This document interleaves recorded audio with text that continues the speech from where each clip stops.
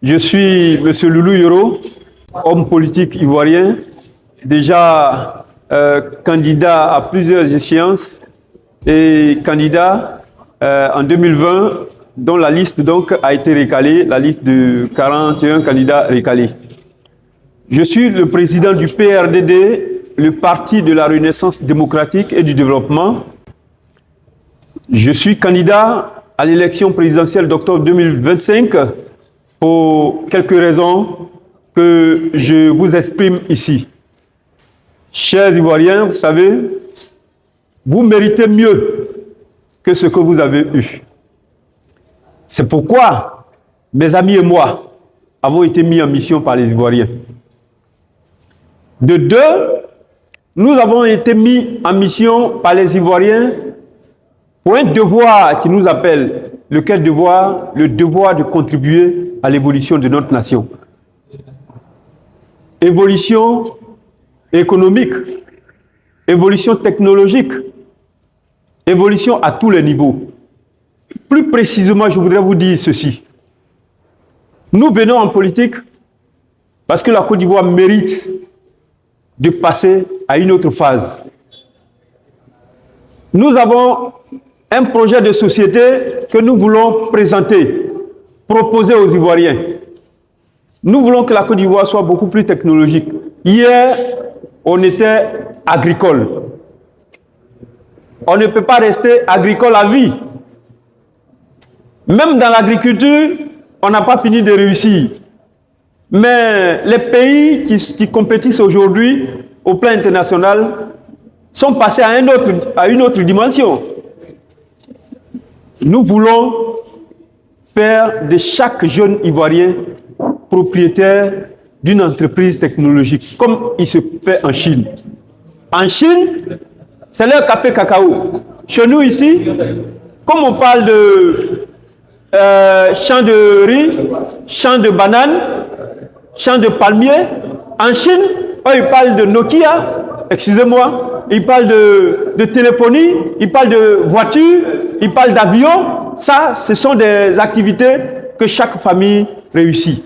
Mais la Côte d'Ivoire a trop d'atouts. Je dirais même que la Chine, que l'Inde, que le Brésil. Nous sommes venus pour rendre la Côte d'Ivoire technologique. Nous sommes venus pour régler le problème de l'emploi de la jeunesse. Et comme nous sommes dans la couche de la jeunesse, c'est nous qui connaissons les problèmes. Nos doyens, certes, ils connaissent nos problèmes, mais quand ils prennent le pouvoir, ils nous oublient. Et nous sommes restés comme cobayes. Nous les mettons au pouvoir et après on nous oublie. Mais il faut que nous-mêmes nous montions au créneau pour diriger la chose. Mais vous êtes d'accord avec moi que c'est nous qui donnons le résultat dans les milieux paysans. C'est nous qui donnons le résultat dans les milieux administratifs au plateau. Nous avons 71%, selon l'INS, 71% de jeunes dans l'administration ivoirienne. Mais pourquoi nous savons tout faire et on nous utilise pour tout faire et pourquoi on ne peut pas diriger? Pourquoi on ne peut pas diriger? C'est un arbitrage de combine. Je voudrais ici dire à tous les jeunes que c'est vous qui devez diriger. Le vieux, il est fait pour être au repos parce que son cerveau est fatigué. Le jeune, il est fait pour diriger parce que c'est lui qui a la crème pensante. Chers amis, voici en conclusion ce que je voudrais faire comprendre aux Ivoiriens, vous les journalistes. Je l'ai toujours dit, ça fait 17 ans que je le dis, vous donnez beaucoup, vous êtes moins récompensés. Les artistes donnent beaucoup, ils sont moins récompensés. Les femmes donnent beaucoup, ils sont moins récompensés. Les enseignants donnent beaucoup, ils sont moins récompensés. Notre combat n'est pas peut-être à dévoiler entièrement aujourd'hui, mais il est alléchant dans notre projet de société. Et permettez-nous d'arriver au pouvoir. Au lieu de persécuter celui qui est au pouvoir, il faut toi-même faire ta carte d'électeur. Il faut toi-même t'enrôler. Il faut toi-même faire en sorte que les urnes fassent la différence. Je voudrais avant tout vous demander d'observer une minute de silence pour notre patriarche, le président Aimé Henri Konan Bédié, décédé il y a quelques mois, étant donné que ce soit un père à la nation, nous devons, nous, ses élèves, d'observer une minute de silence à son honneur. Ici, bien avant la lecture de ma déclaration, faire un clin d'œil à quelques prérogatives qui concernent la Côte d'Ivoire. Personnellement, saluer tous les camarades politiques et saluer tous les journalistes, vous qui travaillez d'arrache-pied et qui êtes mal rémunérés. Je voudrais ici exprimer mon regret pour le nom du président Gbagbo Laurent, camarade politique, dont le nom a sauté malheureusement de la liste électorale. Je voudrais souhaiter que Guillaume Soro, camarade politique ivoirien, rentre aisément au pays. Chers Ivoiriens, je fais ici la lecture de la déclaration de notre candidature à l'élection présidentielle d'octobre 2025. Mesdames et messieurs, peuple de Côte d'Ivoire, je voudrais, en vos rangs, grades et qualités, vous saluer. Je vous salue en effet au nom du peuple ivoirien et au nom de notre combat. Au nom de l'Afrique en général et plus précisément de la Côte d'Ivoire tout entière qui aspire à un mieux-être. Au nom de l'Afrique, au nom de la jeunesse et des femmes de Côte d'Ivoire qui semblent victimes d'un combat assez désastreux. Au nom de tous les citoyens et peuples épris de justice et de liberté, je vous salue au nom de tous les citoyens au chômage, au nom de la masse qui, à chaque évolution de notre histoire, subit la conséquence de notre politique depuis 1960 jusqu'à aujourd'hui. C'est en leur nom que je vous salue. Je voudrais, avant toute chose, et tout de même, dire merci aux autorités ivoiriennes, celles qui sont passées et celles qui sont au pouvoir, pour le visage progressif au développement de notre pays.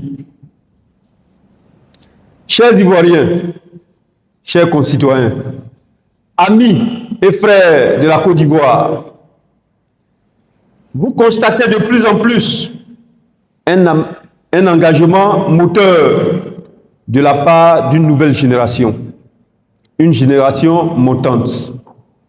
Cet engagement qui est motivé par les éléments moteurs stimulants, colère et décision en chacun de nous tous, présents sur le sol ivoirien. Nous entendons beaucoup trop souvent dire des choses, à savoir des expressions telles que pays émergent, croissance à 2 chiffres, année de la jeunesse, plus de milliards et bien d'autres choses. Nous sommes aussi confrontés à une évolution exponentielle du coût de la vie, c'est-à-dire la cherté de la vie, des emprisonnements et des disparitions des Ivoiriens depuis l'histoire de la politique ivoirienne, des licenciements abusifs, des règlements de comptes politiques et des braquages politiques des institutions ivoiriennes qui pourtant doivent être libres. Ce sont donc ici un ensemble infini de problèmes qui, minant notre société politique, nous poussent, nous, nouvelle génération, à monter au créneau, à montrer à nos dirigeants la nécessité pour notre pays qu'une nouvelle génération monte au créneau. Chers Ivoiriens, nous, nouvelle génération, notre motivation est fondée sur des faits réels qui se déroulent sous vos yeux, tels que notre jeunesse qui galope de plus en plus à une dérive jamais imaginée, expliquée par la mort de plusieurs dans la Méditerranée, le chômage hyper croissant, le suicide, l'oisiveté conduisant au banditisme de grand niveau, le manque de moyens de quelques groupes qui veulent entreprendre face à une gabegie, face à la gabegie et au détournement des fonds publics. Il faut se quitter sans oublier des méthodes telles que la justice par l'offre, la justice par l'offre, le népotisme, le déguerpissement sans aide et sans relogement de ceux qui nous mènent pourtant au pouvoir. La justice du vainqueur et toute autre mascarade pour vider les mœurs nationales, c'est tout ceci qui motive notre entrée en politique, nous, nouvelle génération. Il faut encore citer les endettements et les crimes économiques, la vente de la nation, c'est-à-dire la Côte d'Ivoire, l'emprisonnement, la tuerie et le musellement des majorités et bien d'autres résultent de contrastes qui émotionnaient hier, mais qui aujourd'hui catalysent et justifient notre sortie en politique. Il faut également ajouter les facteurs rabaissants contenant nos politiques et qui nous opposent aisément et à des inégalités croissantes, aux allures claniques et tribales, entraînant des divisions qui par conséquent entravent notre progrès collectif. Ce sont là des principaux défis dont la non-résolution contribue à un véritable quiproquo dans l'évolution de notre nation.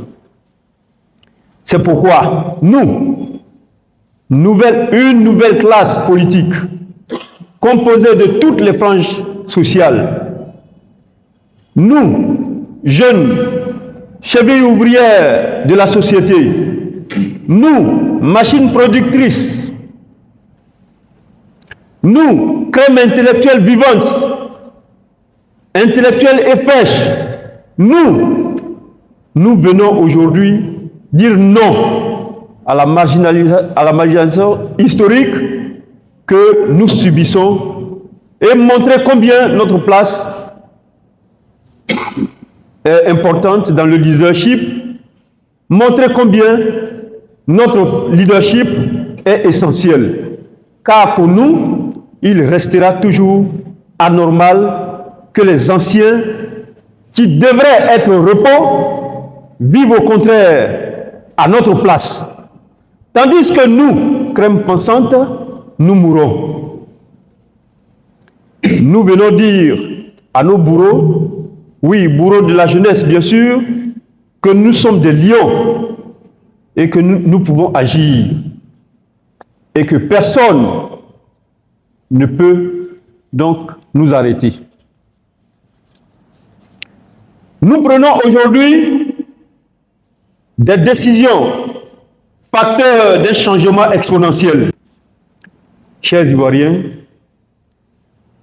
et chers amis d'ici et d'ailleurs, la fougue et le débordement d'énergie avec lesquels je me présente devant vous ici aujourd'hui sont l'expression d'un emmagasinement Oui, une contenance et un ras-le-bol des Ivoiriens qui me mettent en mission pour leur libération et le développement économique qu'ils souhaitent.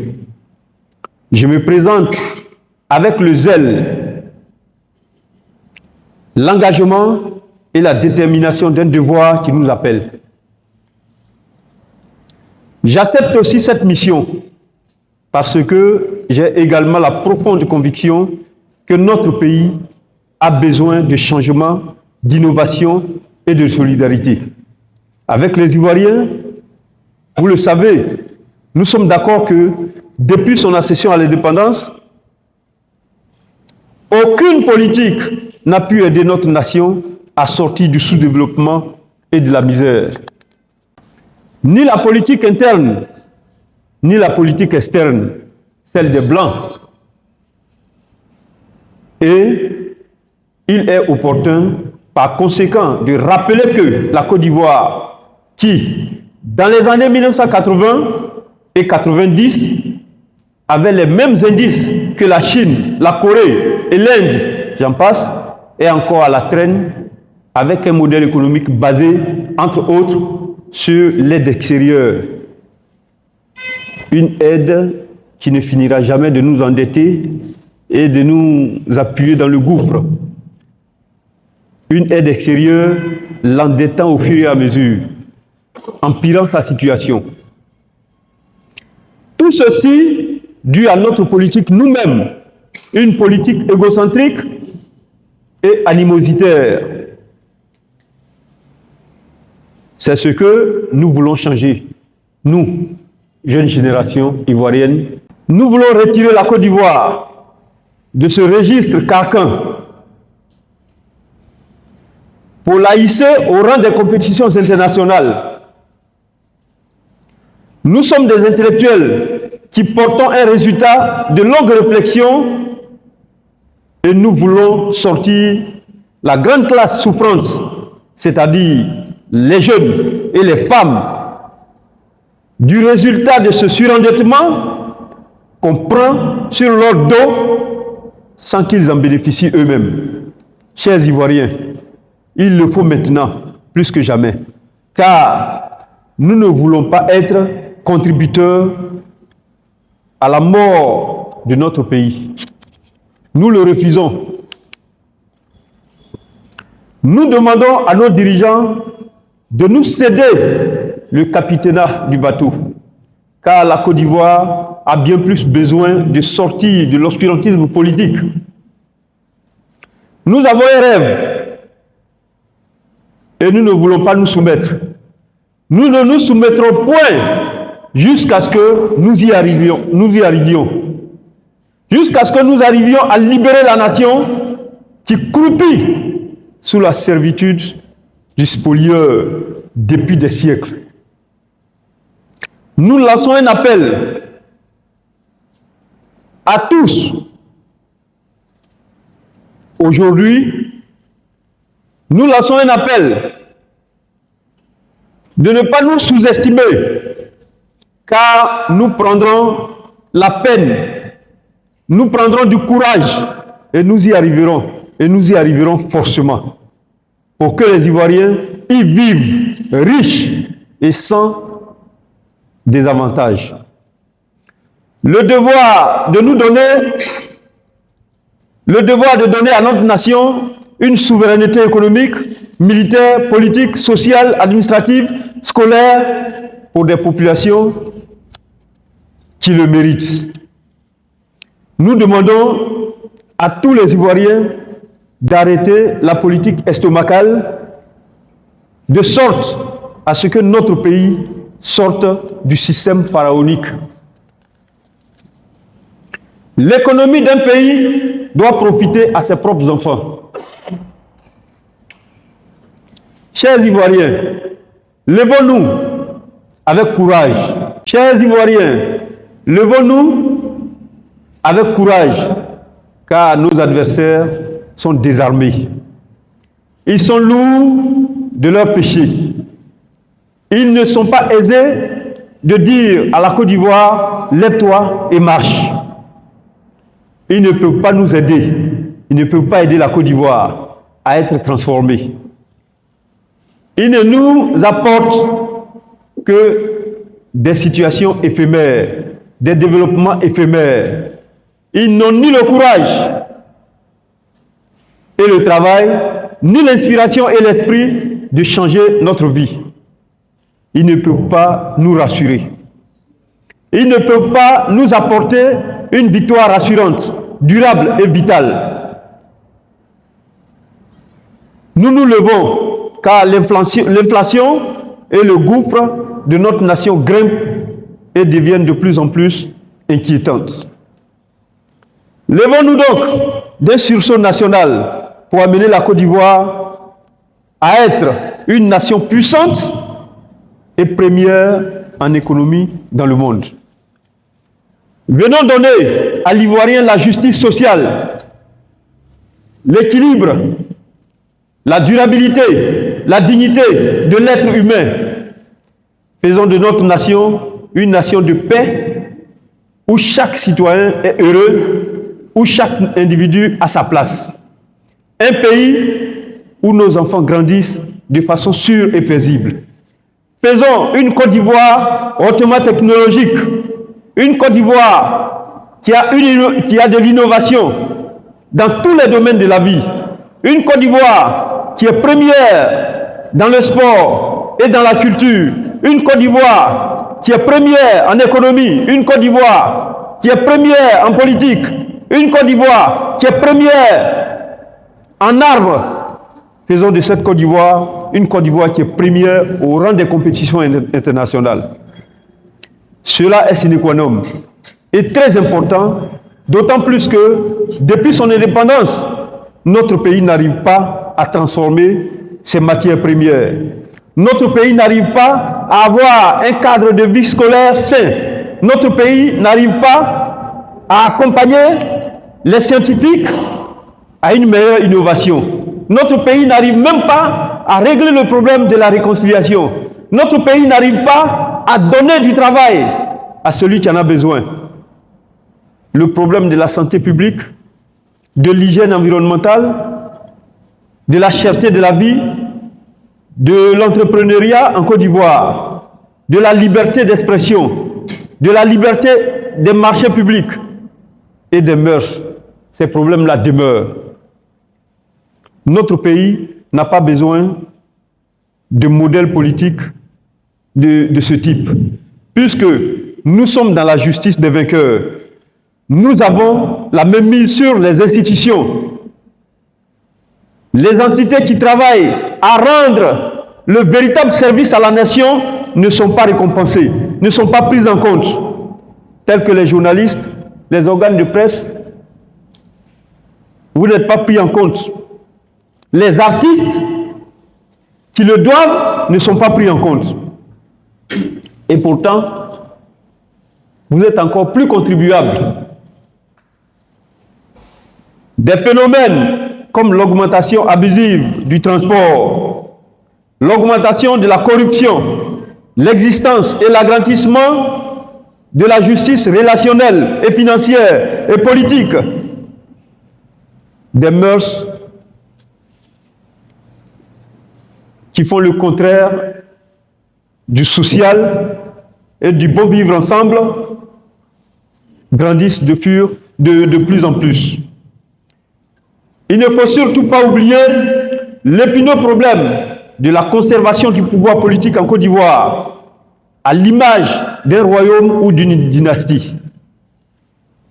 Le problème de la liquidation du sous-sol, c'est-à-dire de nos matières premières. Le problème de l'utilisation des richesses ivoiriennes à des fins personnelles. L'utilisation de ces richesses, l'utilisation des fruits du contribuable sans que la vie du contribuable lui-même soit arrangée. Oui, j'insiste, sans que la vie du contribuable lui-même soit facilitée. Nous sommes venus pour que donc l'appareil dirigeant respecte les mœurs et les lois divines. Nous sommes venus pour apporter à la Côte d'Ivoire une base solide pour une citoyenneté solide, fiable, basée sur le socle de l'entente, de la fraternité, de la réelle et vraie fraternité. Nous sommes venus pour que l'homme noir réalise que le blanc n'est pas le problème à la race noire. Nous sommes venus pour que l'homme noir sache que le blanc ne peut pas l'empêcher à avoir sa liberté. Nous sommes venus pour que l'homme noir sache que le blanc connaît le droit et l'homme noir, le blanc connaît le droit de l'homme noir. Et si l'homme noir connaît son droit, le blanc le respectera. Nous sommes venus pour que l'homme noir sache que lui et l'homme blanc peuvent être en symbiose et le blanc n'a pas de problème pour cela. Nous sommes venus pour que l'homme noir sache qu'il doit sortir de la bassesse morale.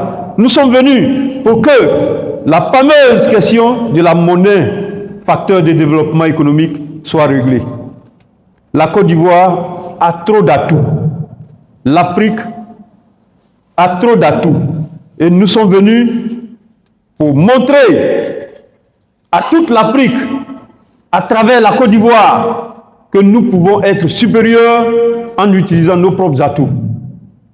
Nous sommes venus pour que le monde, nous sommes venus pour que le peuple ivoirien redore son blason et que la Côte d'Ivoire soit une grande terre, une terre de bonne espérance, une terre de rêve, une terre de grand succès, de grande prospérité, de grandes relations, une terre qui est en tête de liste dans les compétitions internationales. C'est une maxime qui dit du courage. Levons-nous ensemble si nous voulons changer. Car il ne suffit pas de parler, mais il suffit de passer à l'acte pour le changement donc de la situation que nous voulons voir changer. À tous les plans, bien sûr, nous sommes venus pour que le pêcheur soit heureux de sa pêche, l'agriculteur soit heureux de son agriculture,